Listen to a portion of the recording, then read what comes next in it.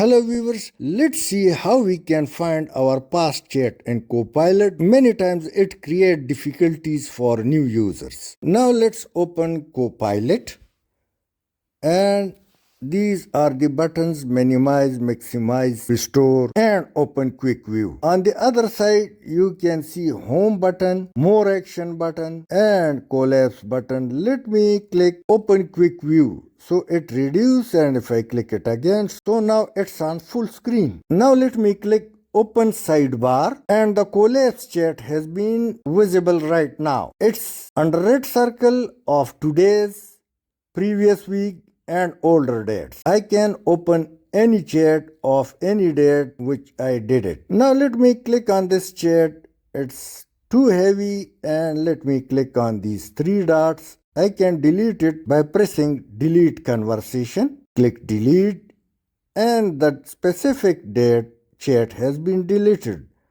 Now let's go and see another thing of copy and paste through mouse, or sometimes cannot select the entire text, and even shift key plus arrow key also does not work. So some text remain unselected. Let's leave this process and come and click this copy like sign, and you can see I can copy the entire text of the selected time. Let me paste it in the text editor, and the entire text has been pasted. Now let's go and click this share button, and when I click it, so copy link option appear. Let's cross it, and let me select any specific date. Copy link, so click on the three dots and click share conversation, and once again I can copy the link. I can paste it in browser or text editor, or even I can send it through mail or XYZ sources. Now let's click the three dots of the specific chat, and let's rename it, and let me give it a name for easy finding, because I oftenly check YouTube important tips from Copilot. So now I can